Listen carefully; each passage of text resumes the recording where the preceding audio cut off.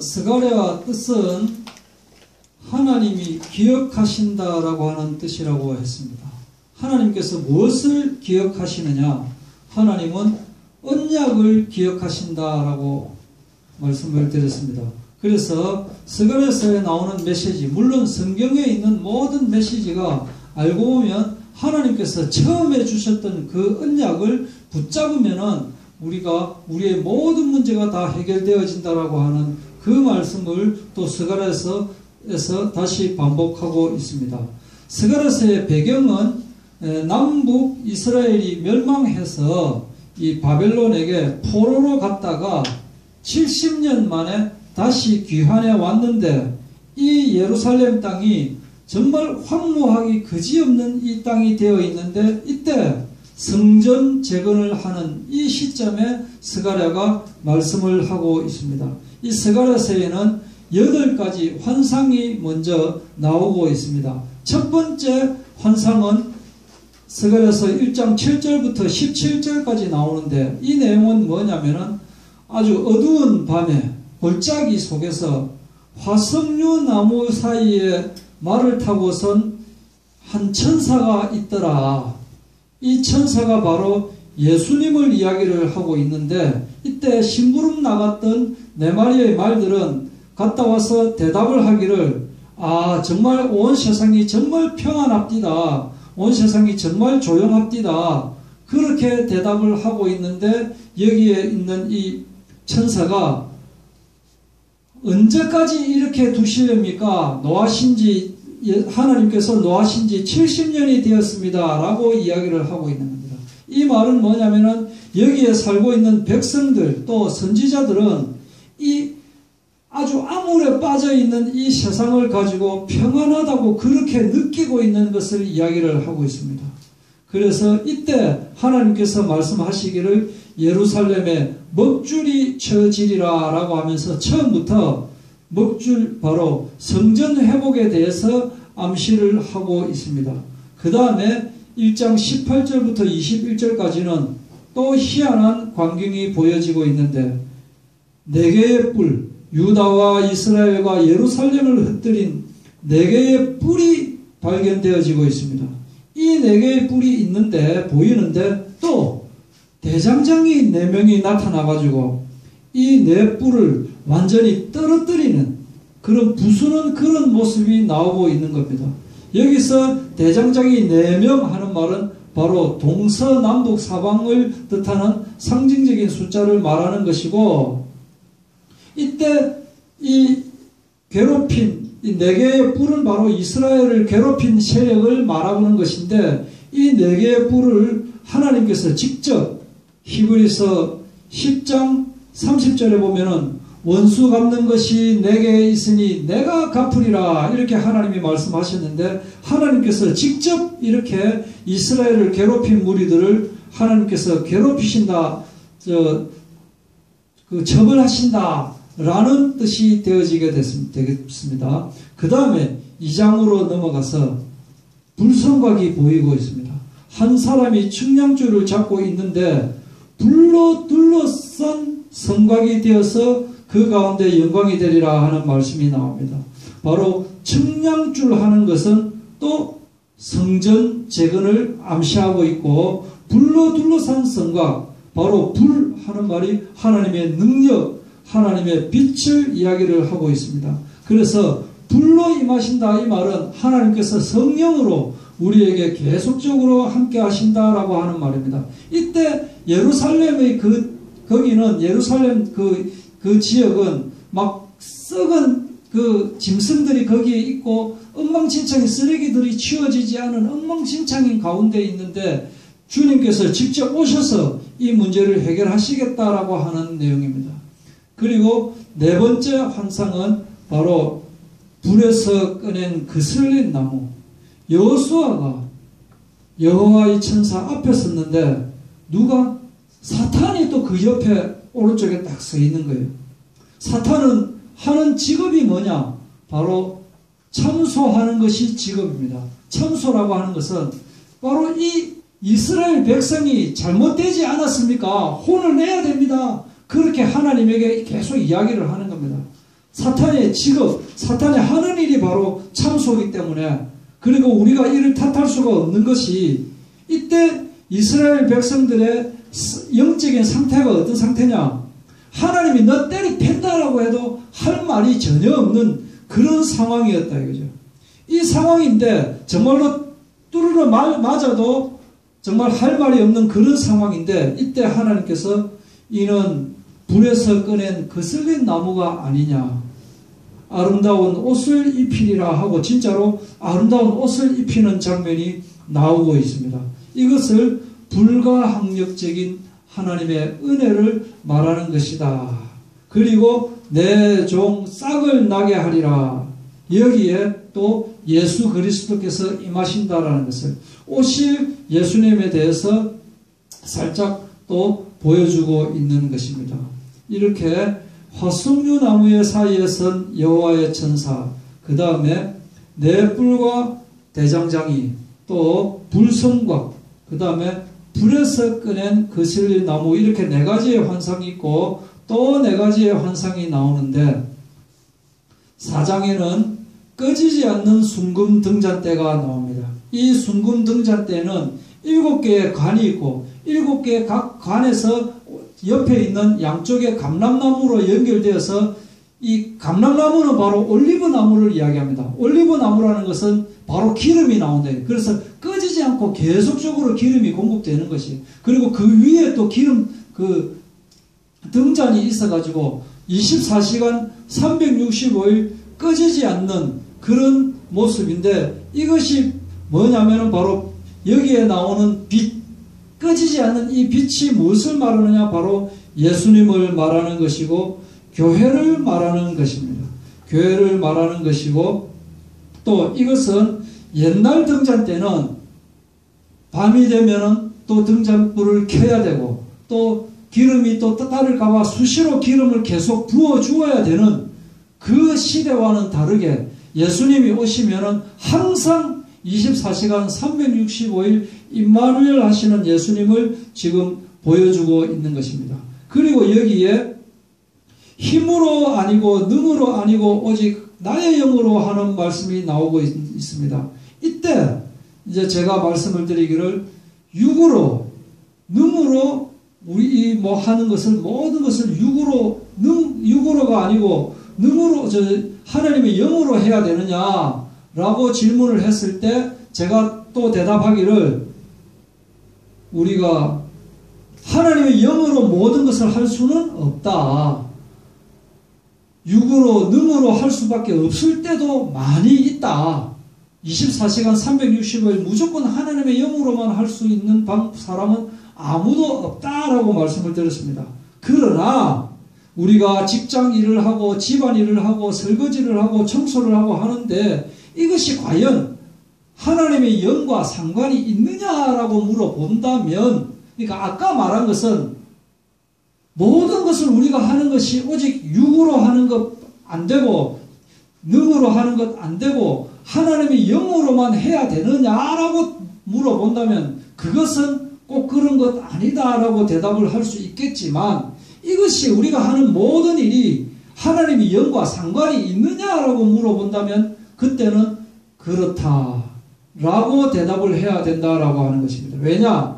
우리가 먹든지 마시든지 무엇을 하든지 무엇을 위해? 하나님의 영광을 위해 하기 때문에 이 모든 것, 심지어 우리가 잠을 자는 것, 우리가 화장실에 들어가는 것조차도 실제로는 하나님의 영광을 위하여 하는 것이 되어져야 된다라고 하는 것입니다. 이 부분은 제가 또 다음에 설교를 준비하고 있습니다. 그 다음에 5장에는 날아가는 두루마리가 나오고 있습니다. 이 날아가는 두루마리가 뭐다? 엄청나게 크게 되어 있는 그 날아가는 두루마리, 이 면적이 바로 성전 앞들하고 면적이 똑같은 거예요. 그래서 이 날아가는 두루마리가 바로 하나님의 말씀을 이야기하는데, 이 말씀이 온 땅에 내리는 저주다. 이 말은 뭐냐? 하나님의 말씀은 때로는 구원의 말씀, 때로는 축복의 말씀이지만 또 한편으로 때로는 저주의 말씀, 심판의 말씀이 되어진다. 양날의 칼이 돼. 양날의 칼. 그리고 이때 도둑질하는 자, 맹세하는 자는 끊어지리라 라고 했는데 영적인 도둑질, 남의 것을 훔치는 그런 도둑질, 그리고 맹세하는 자. 맹세하는 것이 뭐가 잘못되느냐? 함부로 하나님의 이름으로 맹세하는 것은 하나님께서 좋아하지 않는다라고. 우리가 함부로 내가 하나님 앞에서 이렇게 거짓한 선지자들이 이야기를 하고 있는데 그것은 하나님께서 심판하신다라고 그렇게 말씀을 하고 있습니다. 그리고 7번째 이제 그림은 에바, 삼바가 아니고 이 에바의 여인이 나오고 있습니다. 이 에바, 쌀통입니다. 쌀통. 그 단어는 쌀통인데 이 쌀통 속에 여자가 한 명 딱 앉아 있는 거예요. 희한하다. 그런데 그 여자가 있는데 그 크다란 납뚜껑을 탁 덮어가지고 못 나오게 하는 거예요. 그래가지고 나중에 시나이 땅으로 가서 거기에 딱 가둬놓는다. 이게 과연 무슨 뜻이냐?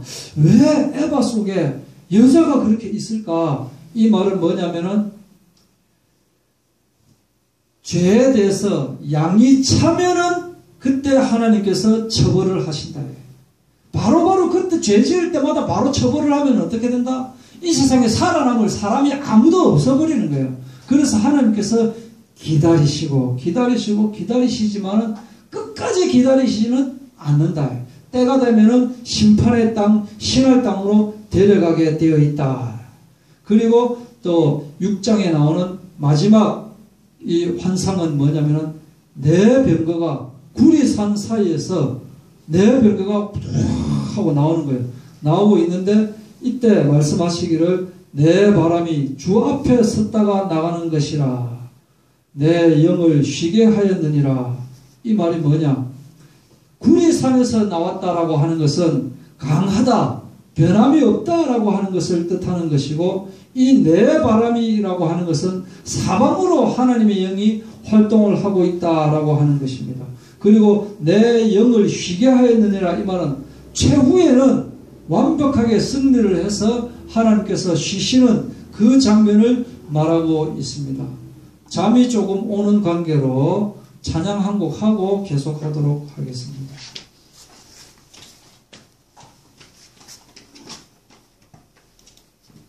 조금 전에 불렀던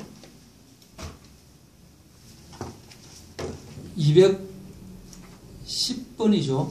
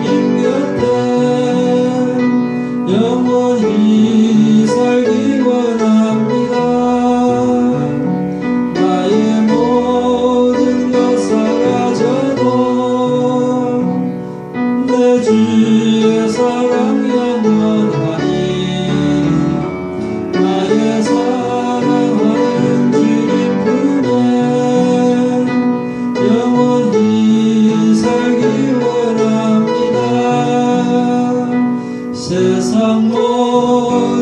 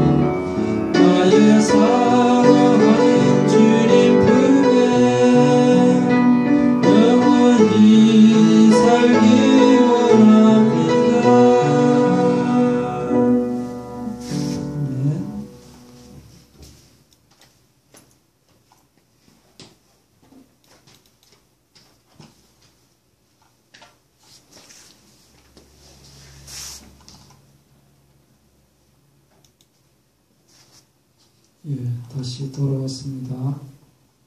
더 정신을 차려야 됩니다. 앞에 것은 8가지 그림이고 이제는 메시지가 나오고 있습니다.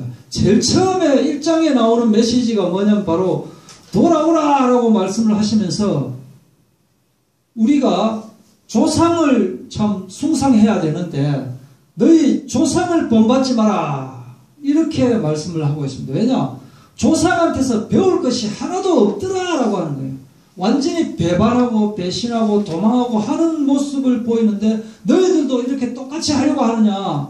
너희 조상을 본받지 마라 라고 하시면서 너희가 나에게 돌아오면 나도 너희에게 돌아가리라 라고 말씀을 하고 있는데 이때는 구약에는 이렇게 이야기를 하셨지만은 요한계시록 3장 20절에는 볼지어다 내가 문 밖에서 두드리니 누구든지 내 음성을 듣고 문을 열면 내가 그에게로 들어가 그로 더불어 먹고 그는 나로 더불어 먹으리라.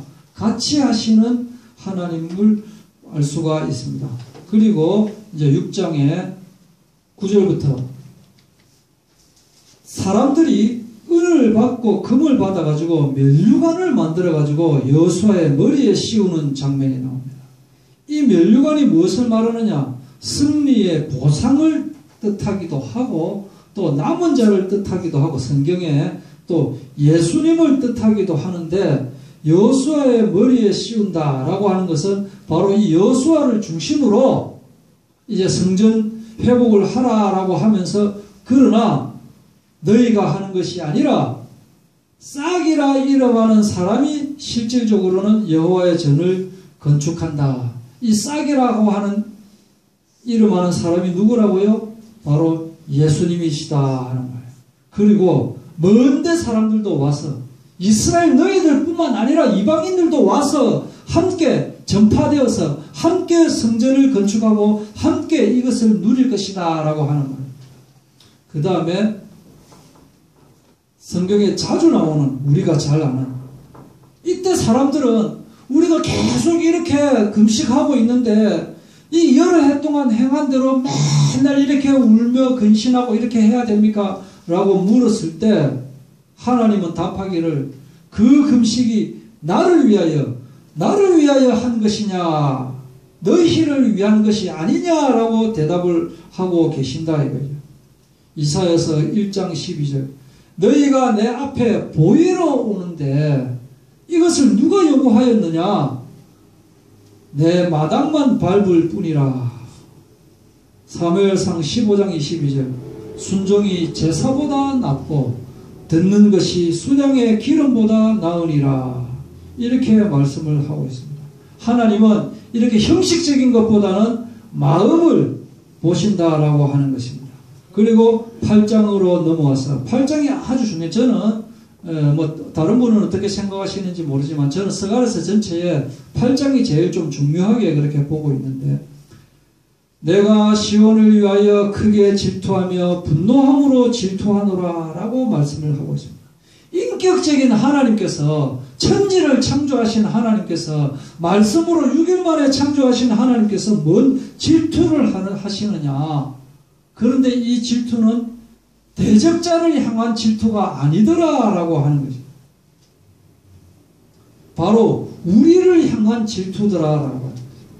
이렇게 인격적인 모습을 보이는 것입니다. 질투한다라고 하는 것은 인격적인 모습을 보이시는 것인데 대적자는 그건 아무것도 아니에요. 후 불면 날아가 버리는데 우리가 하나님의 자녀가 왜 하나님을 제쳐놓고 다른 것을 섬기느냐 그것을 하나님께서 질투하고 계시는 거예요.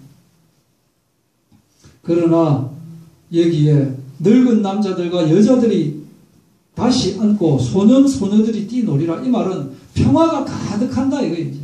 이 평화가 없는 곳에서는 이런 모습을 보일 수가 없는데 하나님께서 함께 하신다.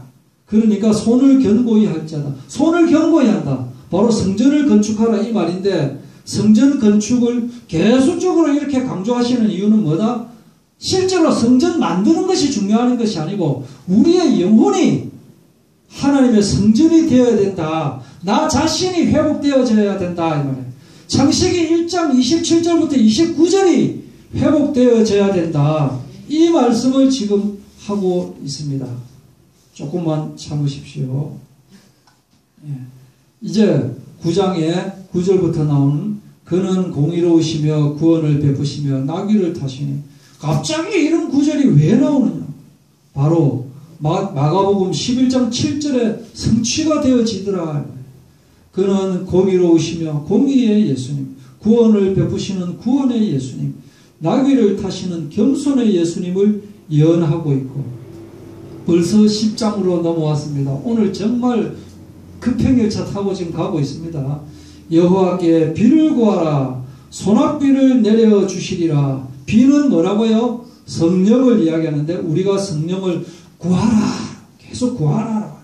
하나님은 구하는 자에게 주십니다. 어떻게 주신다? 부어주시는, 막 퍼부어 주시는 거예요. 안 구하니까 못 주시는 겁니다. 그런데 사람들은 드라빈, 거짓 우상 이런 것들을 붙잡고 있다 이거예요. 그러나 그 가운데 모퉁이 돌이 그에게서, 말뚝이 그에게서, 싸우는 활이 그에게서, 바로 예수님에게서 나오신다. 그리고 휘파람을 불어서 그들을 모은다. 누군가가 그리울 때 두 눈을 꼭 감고 나즈막히 소리내어 휘파람을 부세요. 정미조가 부르는 그 휘파람이 아니고 예수님께서 휘파람을 부시는데 이 휘파람 소리를 알아듣는 사람들은 예수님에게로 간다. 그런데 마귀가 지금 가짜로 휘파람을 불고 있는데 사람들이 거기에 다 가버리는 거죠. 가짜 휘파람 소리 그거 다 몰리고 있는데. 그리고 여기에 또 살짝 은 30개를 여호와의 전에서 토기장이에게 던지고 갑자기 이게 또 무슨 말이냐라고 하는데 바로 오시는 예수님을 예언하고 있는 장면이 여기에 나오고 있다. 그리고 은총이라고 하는 하나님의 은혜, 연합이라고 하는 하나님의 은혜를 우리에게 보여주시고, 그거는 11장에 나오죠. 잡혀 죽을 양떼를 먹이라라고 했죠. 참 양떼가 불쌍해도 이래 불쌍한 양이 어디 있습니까? 잡혀 죽을 양떼. 양이라 해도 좀 억울한데 잡혀가 죽을 수밖에 없는 그 양떼인데도 먹이라라고 하는 거예요. 먹이라. 왜냐? 이 목자들이 양들을 돈벌이 수단으로 팔아먹고 막 지금 이렇게 하고 있는데, 그렇지만은 하나님께서는 이들을 계속 먹이라라고 하시면서 이렇게 말씀을 하고 있고요. 그 다음에 이제 12장, 13장, 12장에 예루살렘을 취하게 하는 하나님의 잔이 되게 하고 또 무거운 돌이 되게 하고, 그러니까 예루살렘을 쳐부시러 왔는데 이 고슴도치처럼 손을 갖다 대니까 도로 공격을 막 하게 되는 거예요. 하나님께서 이렇게 만들어 주신다라고 하는 거예요.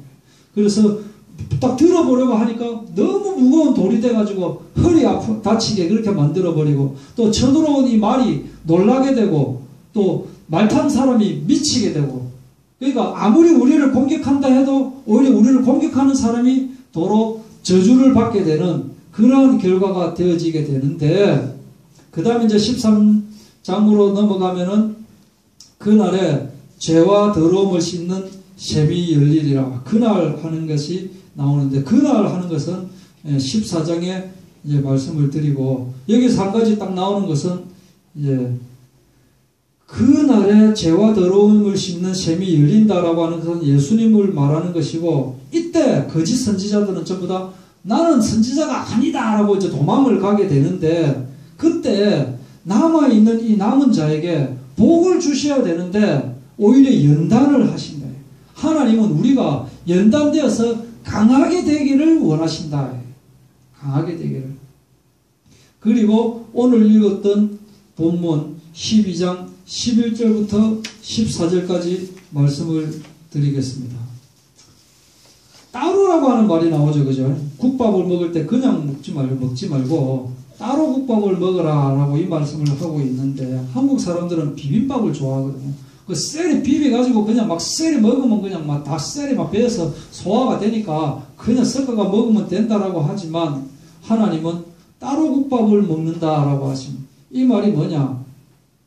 에스겔서 14장 12절에서 20절까지 보니까 에스겔서 14장 12절에서 20절까지 보니까 딱 여기에 맞는 말씀이 나오더라고요. 예루살렘은 반드시 멸망한다 라는 것을 계속 강조하고 있는데, 그러나 그 심판날에 남은 자는 반드시 구원을 얻게 될 것이다, 이 말씀이 계속 나오고 있는데, 이 구원이 철저하게 개인적이다라는 것이죠. 구원은 엄마가 받았다고 아들도 받는 것이 아니다.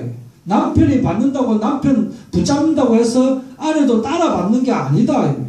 에스겔서 14장 14절에 비록 노아, 다니엘, 욥 이 세 사람이 거기 있을지라도 그들은 자기의 의로 자기의 생명만 건지리라. 자기의 의로 자기 생명만 건진다라고 말하고 있습니다. 즉 이러한 위대한 신앙인과 같이 지냈다 할지라도 같이 구원받는 것은 아니다. 에스겔서 14장 18절에는 비록 노아, 다니엘, 욥이 거기 있을지라도 나의 삶을 두고 맹세하노니 그들도 자녀는 건지지 못하고 자기만 건지리라. 나 주 여호와의 말씀이니라. 왜냐? 자녀는 자녀대로 자기가 믿어야 되는 거예요. 구원은 개인적이다. 일부에서는 공동체를 떠난 나는 있을 수 없다. 천주교에서도 그렇게 이야기를 많이 하는데, 아버지 어머니 없이 내가 태어날 수가 없었던 것 같이 마찬가지로 아버지 어머니 없이 나란 존재가 없다. 이 땅에 있는 사람들은 다 공통의 유전자를 통해서 출발을 했기 때문에 누구는 천국 가고 누구는 지옥 가고 하는 것은 있을 수가 없다. 하나님께서 인간을 창조하실 때에 개인적으로 떨어져서 살도록 창조하지 않으셨고 공동체를 형성하라고 그렇게 말씀을 하셨다. 어쩌고 저쩌고 이야기를 하고 있다. 그래서 나는 천국 가는데 저 사람은 지옥 가고 하는 것은 있을 수 없다. 바울도 로마서 11장 26절에 온 이스라엘이 구원을 얻으리라라고 이야기했고, 요한계시록 7장 9절에도 큰 무리가 어린 양 앞에서 찬양한다고 하지 않았느냐. 주 예수를 믿으라 그리하면 너와 내 집이 구원을 얻으리라라고 했지 네 혼자 구원을 얻으리라 라고 말씀하지 않았느냐라고 이렇게 주장을 하고 있지만, 온 이스라엘이 구원을 받는다 이 말은 이미 구원받은 이스라엘의 무리를 말하는 것입니다. 계시록 7장 9절에 나오는 큰 무리도 이미 구원받은 무리를 말하는 것입니다. 또 주 예수를 믿으라 그리하면 너와 내 집이 구원을 얻으리라 이 말은 그렇게 전파가 되어진다라고 하는 것이지 공동체가 한꺼번에 같이 구원받는다라는 말은 절대 아니다. 같은 교회에 다닌다 할지라도 그 중에서 3분의 2는 지옥으로 갈 수도 있다라는 것을 지금 그렇게 경종을 지금 말하고 있는 것입니다. 각기 따로 돼. 따로. 그래서 우리가 개인적으로 따라다니고 한 것으로 되는 것이 아니라 정말 내 마음에 예수님이 정말 나의 주인이 되어 있는지를 다시 한번 살펴보시고 기도하고 함께 하나님의 나라 새하늘과 새 땅에서 보는 저희들이 되기를 바랍니다.